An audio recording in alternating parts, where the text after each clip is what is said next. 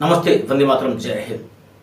आप सभी का स्वागत, वंदन, अभिनंदन। आजकल आप देख रहे हैं कि सुप्रीम कोर्ट हो या हाई कोर्ट हो, बात बात पर, छोटी छोटी बातों पर सुओ मोटो कॉग्निजेंस लेकर के खुद ही जज बन करके और पक्षकार बन करके उसका निर्णय करते हैं। जो पब्लिक इंटरेस्ट के मैटर हैं उसको करना चाहिए, लेकिन जुडिशियल एक्टिविज्म की सीमा तक होनी चाहिए, क्योंकि भारतीय संविधान के तहत हर एक के अलग अलग अधिकार हैं। और जब हम इक्वलिटी बिफोर लॉ की बात करते हैं, इक्वल होने की बात करते हैं, तो जब सुओ मोटो कॉग्निजेंस ले रहे हैं किसी एक विषय पर, तो प्रत्येक ऐसा विषय जो जनहित का हो उस पर भी सोचना चाहिए। मैंने तो देखा है, एक पोस्टर लग गया, उसके लिए सुओ मोटो कॉग्निजेंस हो गया, कुछ और हो गया, सुओ मोटो कॉग्निजेंस हो गया। 2016 में कानून आया है, यूनाइटेड नेशंस का लेटर 2020 में कोविड-19 की गाइडलाइन को लेकर जारी हुआ है।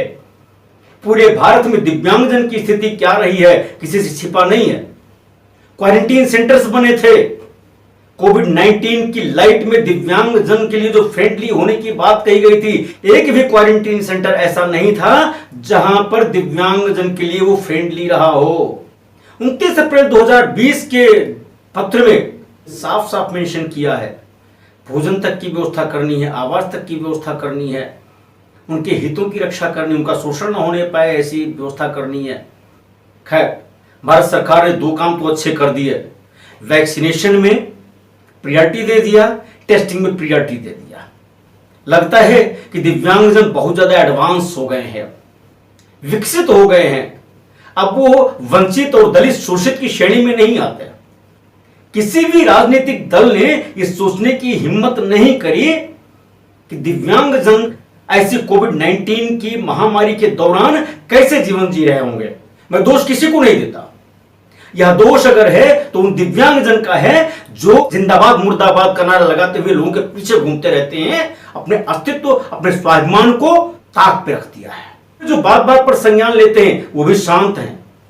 कोविड-19 पर जो बाल संरक्षण की बात के लिए बैठक हुई, भारत सरकार ने गाइडलाइन जारी किया, उसमें दिव्यांगजन बच्चों की कहीं कोई चर्चा नहीं है। जो भी आश्रय गृह बने हुए हैं वो डिसेबल्ड फ्रेंडली नहीं हैं। जब दिव्यांग बच्चों की ऐसी बात आती है तो दिव्यांगजन सशक्तिकरण विभाग है या सामाजिक न्याय अधिकारिता मंत्रालय है, उसके अधीन जो विभाग कार्य करते हैं उनको फिर कोऑर्डिनेट किया जाता है। और कोऑर्डिनेट करने के बाद कितनी मशक्कत होती है ये मैंने खुद बीइंग अ डीसीपीसी मेंबर देखा है। तो ऐसे में मुझे लगता है कि दिव्यांगजनों के लिए जो भी संगठन हैं उनको आवाज उठानी चाहिए। जिस तरह से मीडिया ने हवा बना रखा है और जो तीसरी वेव की बात की जा रही है वह खतरनाक हो सकती है। दिव्यांगजन को वैक्सीनेशन के लिए उनके दरवाजे तक व्यवस्था क्यों नहीं होती कि डोर स्टेप पे उनका वैक्सीनेशन कर दिया जाए, उनकी टेस्टिंग डोर स्टेप पे हो जाए, जबकि वो 5 to 6 टाइम्स ज्यादा वल्नरेबल हैं, संक्रमित हो सकते हैं। क्या मिलाड ऐसा आदेश नहीं कर सकते? जब वो ऑक्सीजन की मात्रा तय कर सकते हैं कि कर्नाटक को इतना मिलेगा, दिल्ली को इतना मिलेगा, उनको इतना मिलेगा, जब वो इतने विशेषज्ञ हो सकते हैं तो दिव्यांगजन पर उनकी विशेषज्ञता कहां चली जाती है? क्या हम यह समझें कि माननीय न्यायालय भी दिव्यांगजन को इग्नोर कर रहा है? कोई पिटीशन आएगी तभी उनकी बात को सुनेंगे? सुओ मोटो कॉग्निजेंस लेने योग्य दिव्यांगजन नहीं रह गए हैं क्या? जब हम 21 कैटेगरी की बात करते हैं तो यह संख्या अब कुछ ज्यादा हो गई है पहले से, जो 2011 के सेंसस में दिखाई गई है उसके तुलना में। पिटीशन आती है तो जब एक बंधु जो बीकॉम एमकॉम थे, कोविड-19 पर पिटीशन लेकर के आए, उनकी पिटीशन खारिज करते हुए मिलाड ने इंपोज भी कर दिया कास्ट भी। तो ऐसे में जो दिव्यांग पिटीशन लेकर के आएंगे उनके लिए भी आप कहोगे आप कौन से एक्सपर्ट हो, आपकी एजुकेशन क्या है, आप कैसे बता सकते हो ये कि दिव्यांगजन को ज्यादा जरूरत है? इसीलिए मुझे ऑनरेबल जस्टिस डीवाई चंद्रचूड़ जी की बात विकास वाले केस में जो उन्होंने कहा था बहुत अच्छी लगती है और वास्तव में हार्ट टचिंग है। आई सैल्यूट दैट जस्टिस, जिसमें उन्होंने कहा कि जजेस को भी, एडमिनिस्ट्रेशन को भी और प्रत्येक को सेंसिटाइज करने की जरूरत है। हमारा ब्यूरोक्रेट हमारा जो जुडिशरी है और अन्य जो विंग है, सबको सेंसिटाइज करने की जरूरत है, वरना दिव्यांगजन ही रह जाएंगे। इक्वलिटी एक सपना ही होगा। मुझे लगता है आप भी इस बात को अगर सहमत हैं तो कृपया शेयर, लाइक, कमेंट जरूर करेंगे और सरकार तक इस बात को पहुंचाएंगे, ऑनरेबल जस्टिस तक इस बात को पहुंचाएंगे। मैं जानता हूं कि ऑनरेबल जज साहब नाराज हो सकते हैं, लेकिन मेरा भी अभिव्यक्ति की आजादी का अधिकार है। भारत तेरे टुकड़े होंगे इंशाअल्लाह से ज्यादा खतरनाक जो बात मैं कर रहा हूं नहीं है। दिव्यांगजन के लिए कोविड-19 के तहत जो गाइडलाइन बनी है, क्या सफिशिएंट लगती है? उनकी डिसेबल्ड फ्रेंडली एटमॉस्फेयर के मुताबिक उनकी व्यवस्था के लिए प्रावधान गाइडलाइन जो जारी हो रही, क्यों नहीं किए जा रहे हैं? आपदा प्रबंधन में आरपीडब्ल्यूडी एक्ट की धारा 8 में जो प्रावधान किए गए हैं, डिस्ट्रिक्ट मैनेजमेंट कमेटी को सेक्शन 2E की लाइट में जो प्रावधान करने हैं, क्यों इस पर चुप है? यूनेस्को का जो पत्र आया है उस पर कार्यवाही क्यों नहीं? क्या सिर्फ वैक्सीनेशन और टेस्टिंग पर ही छूट देने की बात थी? यूनेस्को के पत्र में साफ साफ लिखा गया था, कई पॉइंट्स में लिखा गया था जो करनीय है। मोदी जी, योगी जी चुने हुए प्रतिनिधि हैं, 5 साल के लिए आए हैं। असली सरकार तो ब्यूरोक्रेट है, वो जो चाहते हैं वही होता है। मैंने बहुत निकट से देखा है। आप जब अपनी बात रखते हैं तो ये ब्यूरोक्रेट्स उसको ऐसे काटने का प्रयास करते हैं शार्प नाइफ से कि आप कल्पना नहीं कर सकते। और अगर आप एक्सपर्ट नहीं हैं, आप उस फील्ड में स्पेशल नॉलेज के नहीं हैं, तो आपकी बात को वो जो मुख्यमंत्री जी, प्रधानमंत्री जी बैठे हैं, वो भी किनारे करके चले जाते हैं।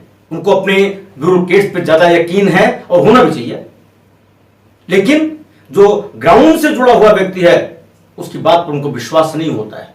तब विश्वास होता है जब वो खोल के दिखा देता है, प्रोविजन खोल के दिखा देता है, और तब ऐसे ब्यूरोक्रेट्स को बड़ी जलन होती है। उनको लगता है कि मेरा अपमान हुआ है। जो ऐसे ब्यूरोक्रेट्स हैं जो अहंकार में डूबे हुए हैं, ऐसे लोगों को जरा से संवेदनशील होने की जरूरत है। यह समय अहंकार का नहीं है, यह समय गुस्से का नहीं है, यह समय समन्वय का है। सर्वज्ञ तो सिर्फ ऊपर वाला ही होता है, पूर्ण वही होता है, बाकी सब अपूर्ण होते हैं। आप भी अपूर्ण हैं, हम भी अपूर्ण हैं। तो कम से कम सोचिए, चिंतन करिए, मनन करिए। वो चाहे योगी जी की सरकार हो, चाहे मोदी जी की सरकार हो, चाहे पंजाब की सरकार हो, चाहे हरियाणा की सरकार हो, चाहे असम की, चाहे पश्चिम बंगाल की, और चाहे महाराष्ट्र की, मैं हर एक की बात कर रहा हूं। क्योंकि मुझे शोले का वो सीन याद आता है, इसमें जब ट्रेन में जय और वीरू चल रहे होते हैं, एक डायलॉग आता है, मुझे तो सारे पुलिस वालों की शक्ल एक जैसी दिखाई देती है। ठीक वैसे ही मुझे भी सारे ब्यूरोक्रेट्स एक जैसे दिखाई देते हैं।